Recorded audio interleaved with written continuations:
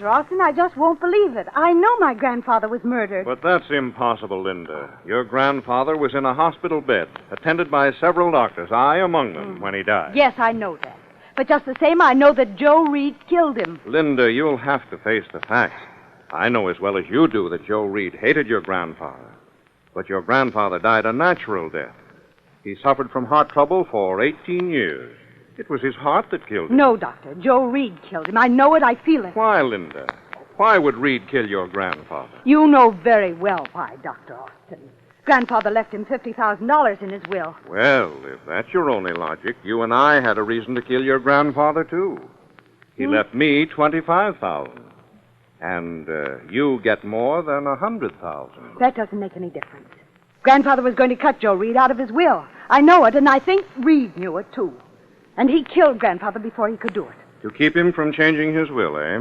Isn't that what you'd do, Doctor? I wouldn't commit murder for $50,000 or for any amount, and neither would Joe. No, Linda, I know you dislike Reed, but I'm afraid you can't make trouble for him. Your grandfather died a natural death. Well, I know he didn't, Dr. Austin. I know that Joe murdered him, and I'm going to prove it. How, Linda? How? I'm going to Boston Blackie. That's how.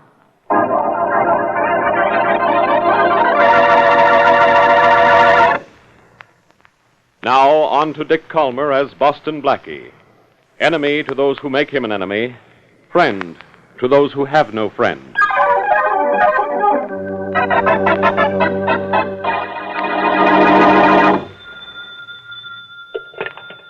Hello? Hello, Tom. This is Bob. Oh, how are you, Bob? Fine. What's new? Oh, nothing. Just the same old stuff. Say, doing anything this weekend? No, I don't think so. Oh, yes, Mrs. Van Grifton. Oh, no, not that. Yeah. Wants me to go up to her country home for the weekend, but Oh, brother. I think I'll have a much better time at the...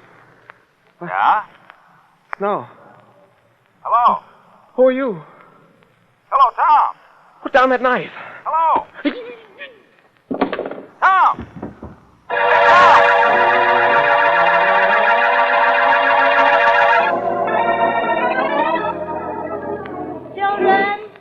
Children, don't go too far away from the door.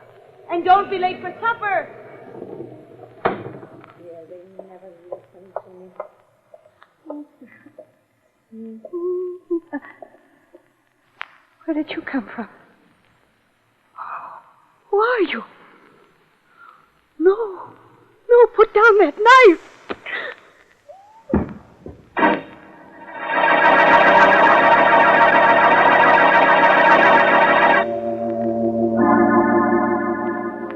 Here's the third one, Inspector Faraday. Lying right here on the dock where Patrolman Murphy found him. The third one in 5 hours. And all with a 10-cent store kitchen knife stuck in him. Rollins, we've got a madman on the loose. Yeah, killing for the fun of it. This has got me, no kidding. First Tom Marshall, one of the richest men in town. Then that housewife out in Green Meadows. And now this bum at the waterfront. And bum is about the only identification we have on this one, Inspector. Don't know who he is, huh? No identification. Now, take him to the morgue. Maybe we'll get identification from fingerprints or dental work, if any. But we gotta work fast and grab this killer, or we'll have another body lying around somewhere. Yeah, but how are we going to figure where this killer is going to strike next? He just picks out anybody, anywhere, and sticks a knife in him. I know, but there must be some way Hey, who's this? You might know who it is. Blackie, what are you doing here? Looking for you. It looks as if my mission is accomplished. Hey, what do you got here? What does it look like? Stabbed, huh? No, strangled. The knife in his chest is just for effect. Beat it, will you? I got enough trouble. Since when is one body trouble for the great Inspector Faraday? One body isn't. But this happens to be the third one in the last 5 hours. What? Yeah, the third. And all killed in the same way. By the same type of instrument. A 10-cent store kitchen knife. All here at the waterfront, of course. No, one of the victims was Tom Marshall. The millionaire? Yeah. Killed in his home. The second was a woman, Mrs. Harriet Jones. She was killed the same way, on a street out in Green Meadows. And now this, huh? Yeah. This one we can't even identify. You've got a problem worse than mine. I'll say I have. And don't make it any better. Stay out of it. Stay out of it, oh, Faraday. How can I? 3 absolutely unrelated people killed the same way in 3 different parts of town. Tell you what, let's do. This is going to be good. I'll take this case and you take mine. I'm trying to prove murder in the case of an old man who died of heart trouble in the hospital. Look, will you quit bothering me with child's play? Child's play is awfully consistent with your mentality. Look, you get out of my sight and stay out. I've got a madman on the loose. I don't want you bothering me till I get him on the books.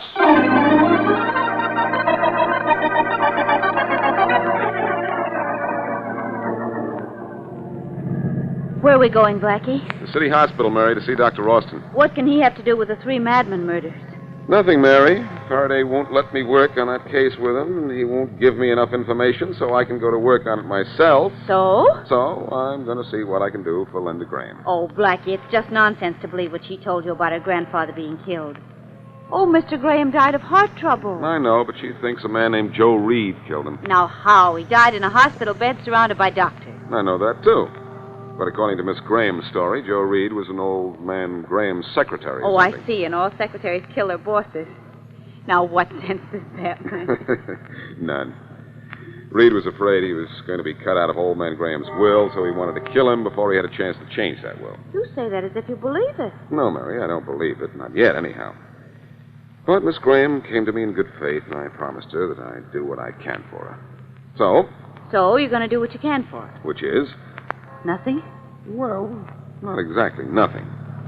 I'm going to talk to old man Graham's doctor and everyone else involved, but I'm afraid what I'll end up with is nothing. Well, here's the hospital. Well, here goes nothing.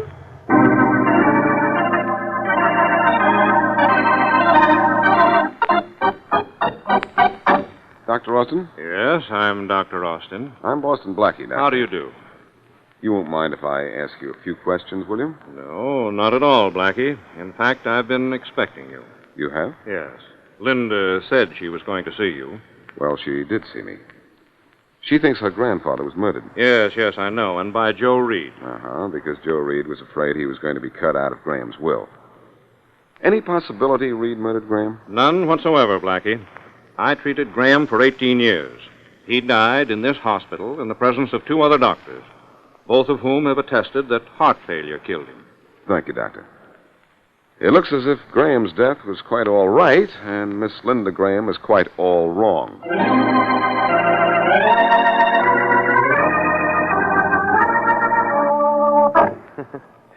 For a pretty girl, you're awfully stupid, Miss Graham. Or is there a lot of truth in the expression beautiful but dumb? I don't know how you have the nerve to talk to me, Mr. Reed. I didn't want to talk to you, Miss Graham. You wanted to talk to me. This is my apartment, you know.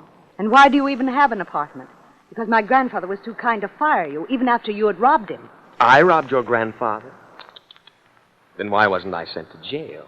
Mr. Reed, you know very well why you weren't. Grandfather wouldn't prosecute. No, of course not, because he had no proof. Just as you have no proof that your grandfather died of anything but a bad heart. You killed him, didn't you? My dear Miss Graham, your grandfather's death is a matter of medical record. He was an old man who had suffered for many years from an ailing heart. His heart just stopped beating. But you wanted him to die, didn't you? I'm $50,000 richer. And I like his money much better than I liked him. But you knew he was going to cut you out of his will, didn't you? No. Did you? Yes, I did. He told me so 2 weeks ago, and he told you. That's why you killed him. My dear Miss Graham, must even the simplest of facts be explained to you? A heart attack killed your grandfather. No, Mr. Reed, you killed him. I don't know how, but I'm going to find out, and I'm going to prove it. Miss Graham, I'd advise you to let matters stand as they are. Stay away from me. I'd like to be amused by your accusations, Miss Graham. But your insistence is beginning to bore me. But I hate to be bored. Now get out. I'll help you. Here. Oh, let go. Come, Oh, Miss Graham. please, It's not let go. that bad. Oh, please. I think I will Don't teach hurt. you to learn. Teacher Reed. Who are you? Blackie, I'm so glad you're here. That makes 2 of us. But I'm afraid Mr. Reed isn't going to make that unanimous. Blackie. Boston Blackie, I suppose. Well, both of you get out of here. What's the matter, Reed? Want to be alone? Yes. Will you settle for being half alone? What do you mean? Miss Graham, will you step out for a while, please? My car is parked down in front. You want me to leave? Well, maybe, you'd better stay, Miss Graham. Changed your mind awfully fast, didn't you, Reed? Too bad you didn't change mine. Go ahead, Miss Graham. Wait for me in my car. All right, Blackie, if you say so. I'll wait there. Reed was teaching you something a minute ago, Miss Graham. Now he's going to take a lesson from the professor. I won't be long. He looks like a good student. I'll wait for you, Blackie. Now, Reed, there's only one thing I have to say to you, and that's... Hey, what did you hit me for, Blackie? I haven't done anything to you. That little tap was for not knowing how to talk to a lady. This one is for twisting her arm a few minutes ago. Hey, don't hit me again. Get up, you rat. I don't trust you. You're liable to crawl in your hole in the wall. Get up! You've got no right to come here and hit me. The police would like to know go to that the police, will you? Maybe I ought to let you have one in advance in case you do. No, don't. Now, please don't. I won't go to them. I won't go near them. Reed, I didn't know why I didn't like you when I walked in here. I still don't know. But I kind of like not liking you. It sort of makes me a nicer guy. Now, why don't you leave me alone, Blackie? I never interfered with you.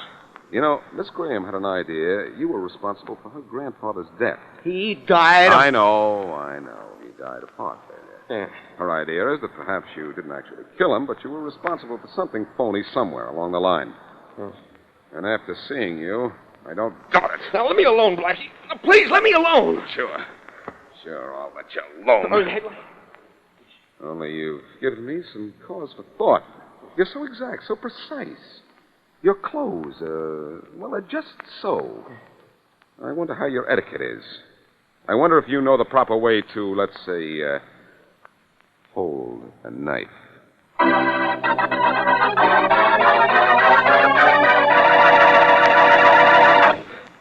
And now, back to Boston Blackie.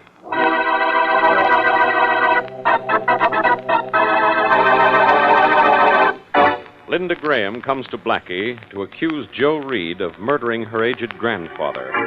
But authoritative medical reports show the grandfather died in a hospital bed of a heart ailment he had been suffering from for 18 years. Meanwhile, Inspector Faraday is faced with a baffling trio of murders. 3 people in 3 different parts of town and in 3 different walks of life are murdered in the same way, and all within the space of 5 hours. As we return to our story, Blackie, unable to solve his case, walks into police headquarters to see how Inspector Faraday is doing with his. Hello, Rollins. How are you this afternoon? Fine, Blackie. Glad to hear it.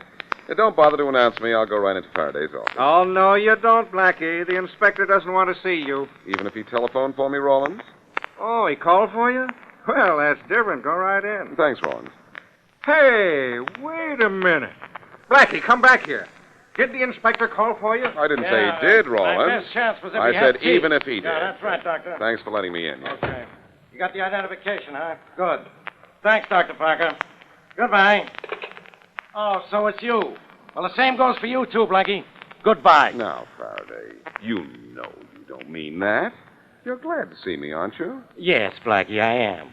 Looking at you makes me realize how lucky I am to be me. Well, lucky you. How lucky have you been with those 3 murders? Well, I haven't been lucky at all. I've been smart. I got identification on the body we found at the waterfront. Yeah? How? Did the dead man wake up and tell all? No. He was identified through his dental work. Oh, that's so. What dentist? None of your business. Oh, all right. I'll solve the case by tracing back the knives used in the stabbing. I've already done that. They can't be traced. They're ordinary kitchen knives bought at the 10-cent stores. And every dime store in town carries them. You just don't want me to help you, do you? I'll tell you a little secret, Blackie. What? No! Faraday, who was the dentist who identified the 3rd victim? None of your business. Oh, come on, Faraday, please. No. Please, Faraday. No, I said. All right. But I'll tell you something else you said, Inspector. What? You were on the phone when I came in, and you said, thanks a lot, Dr. Parker. So what? So Parker is a doctor. A doctor can be a dentist, and I'm going to see him to get my teeth into this case.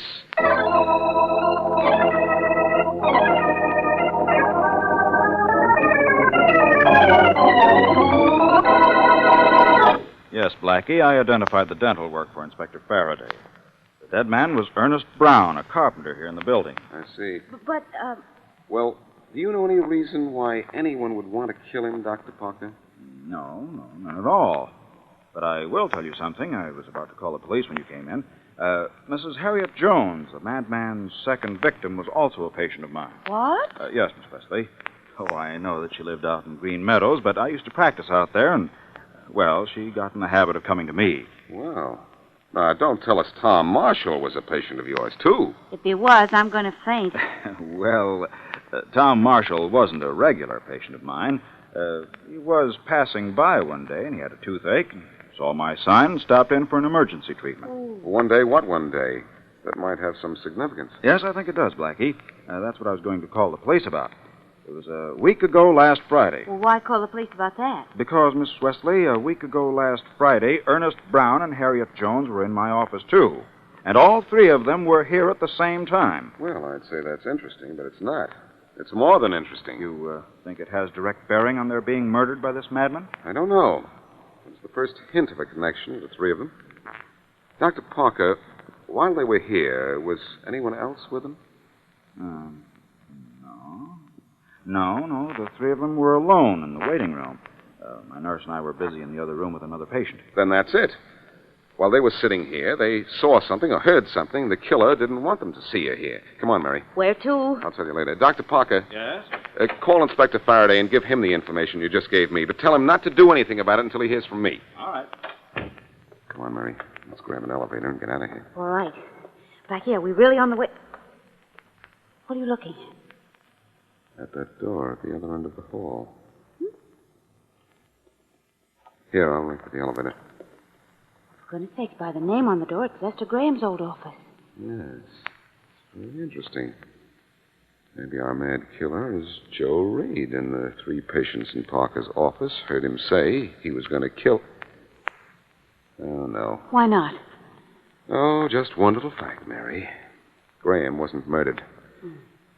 Still, Graham's office, being so near the dentist's waiting room, would put Reed in possible contact with the three murder victims. Because he was Graham's secretary? Yeah, I suppose so. But why would all three of them be killed? What do they have in common? They weren't witnesses to a murder or anything like that.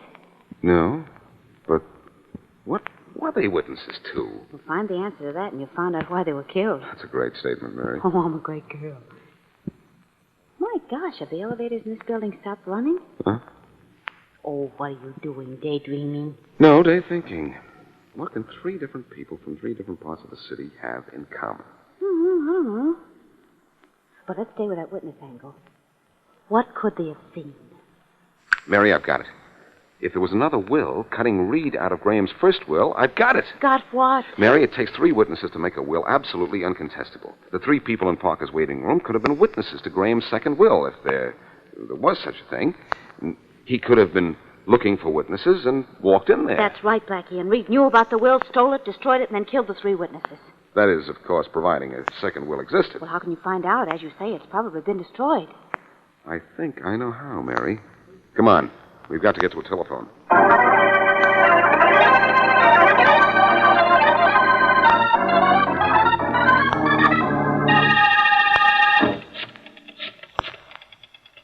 Who are you calling, Blackie? Joe Reed, Mary. And here's hoping he doesn't call my bluff. Here's hoping, too. Here's bluffing. Hello? Joe Reed? Yes? This is Dr. Parker. Who? Dr. Lester Parker, the dentist. I don't think I know you, do I? No, we've never met, but I think we should meet, and soon. Why? I know something I think you should know. What's that? I know why those three people were knifed to death yesterday afternoon. Oh, really? Well, what about it? I think maybe we'd better have a little talk. About what? About why those three people were killed. Look, I don't know what you're talking about. But I do. It's old man Graham's will. The three murdered people were witnesses to it. But I was too, in a way. I just didn't have time to sign my name to it. So? So I saw what was in the will, accidentally, of course. It seems you were cut off without a cent. Now, isn't that interesting? It is to me. It didn't mean anything to me then, but it does now. See me in my office at 10 o'clock tonight, and I'll tell you how much.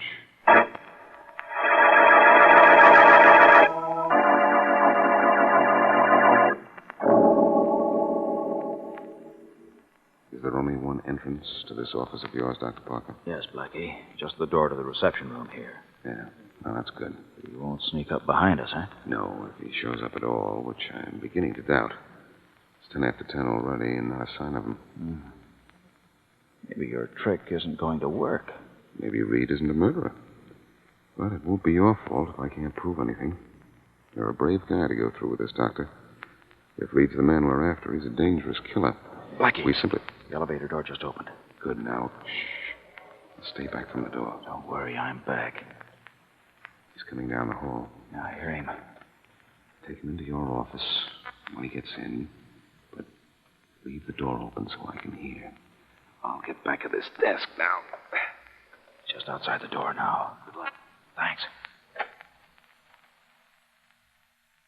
Hello, Blackie. You here? Oh, Faraday.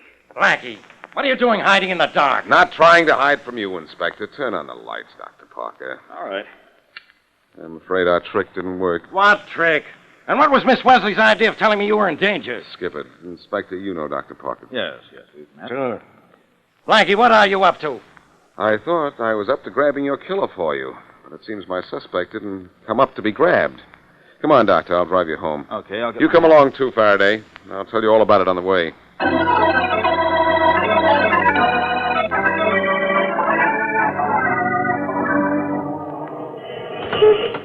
Well, thanks for the lift home, Blackie. It's all right, Doctor. Glad to do it. Thanks for helping me try to catch Reed. Well, looks as if he was either not gullible or too smart for us, though. It doesn't take much to be too smart for Blackie. Now, Faraday, is that nice? No, just true, that's all. Good night, Inspector. Good night. Night, Blackie. Night, Parker.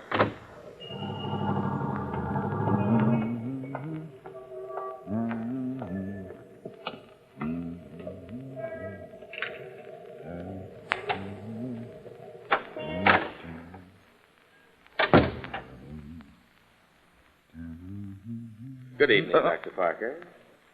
Who are you? You ought to know, Dr. Parker.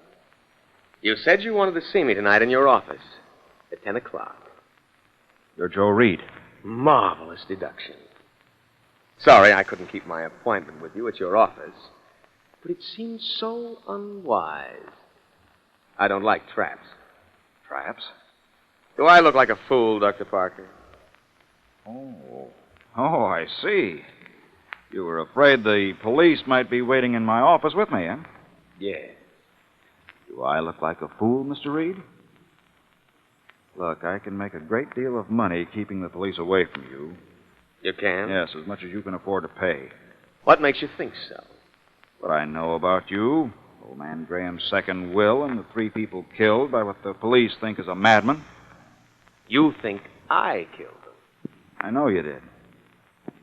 But I think we can come to an understanding. If. What are you talking about? About keeping my mouth shut. If you keep your wallet open. How do I know you haven't already gone to the police? I wouldn't be talking money if I had. Yeah? Oh, believe me, you're quite safe, so far. No one else knows about Graham's second will, the one you probably destroyed. No one but me. Nobody knows, huh? Only the 2 of us. I'd be a lot safer if there were only one of us, wouldn't I? Now, look here. You look here. You'll see a gun in my hand, a nice, well-loaded gun. Too bad you kept this to yourself, Doctor, because that gives me a reason for killing you. You don't care how many people you kill, do you? No, one more or less won't make any difference. It's worth a lot to me. Yes, $50,000. Yeah, and I had a lot of time and effort. I had to wait till old man Graham died a natural death before I started. But when you're out of the way, I'll be safe. The second will's destroyed, the witnesses are dead, and soon you will be, too. You wouldn't be so smug if you just looked behind you, Reed. Think I'd fall for that one? You're crazy. Glad you didn't, Reed. Well, I hope he's got a hard head. Nice work, Blackie. Nice work yourself, Parker. You couldn't have talked to Reed any better if we'd rehearsed for 10 hours. Well, Parker, Yes? did Reed outsmart me as much as you thought? No, I guess he didn't, Blackie. When he didn't show up at your office, I guessed he'd be smart enough to come here to your home. So we ducked back in here through a window. Yep.